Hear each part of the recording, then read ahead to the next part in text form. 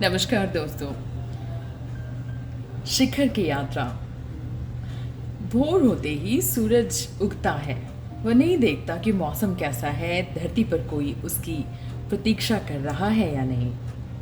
उदय होना उसका चरित्र है, उसमें अथाह ऊर्जा है,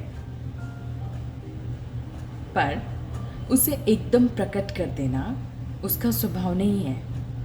सूर्य अपनी किरणों को सहज भाव से उत्सर्जित करता है और शिखर तक पहुंचता है।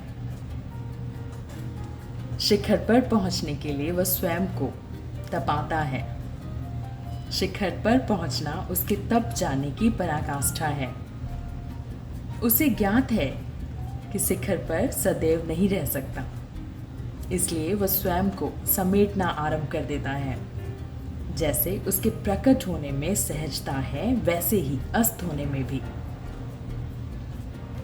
अगले दिन फिर वह उठ खड़ा होता है उसी ऊर्जा से और शिखर तक की यात्रा आरंभ कर देता है।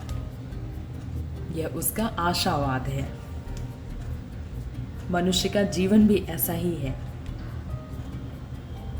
मनुष्य को प्रत्येक दिन नया शिखर छूना होता है। उसे यदि शिखर पर पहुंचना है तो बीते हुए कल के अस्त से निराश होने की जरूरत नहीं है। यदि अस्त होना सत्य है तो शिखर पर पहुंचना भी सत्य है। ना तो सदा शिखर पर रहा जा सकता है और न सदैव अस्त रहना नियति है। जो सदैव रहने वाली है वह है सहजता और क्रियाशीलता। जीवन कभी रुकना नहीं चाहिए। मन में सदैव शिखर पर पहुंचने का उत्साह बना रहना चाहिए। जीवन में निराशा, अकर्मण्यता का कोई स्थान न हो। क्रियाशीलता भी सहज भाव में हो। अतिरेक सदैव घातक होता है। पानी तभी प्रवाहमान रहता है जब वह नदी के किनारों के भीतर रहता है। किनारों को तोड़कर निकला पानी व्यर्थ जाता है और इससे किसी का भी हित नहीं होता।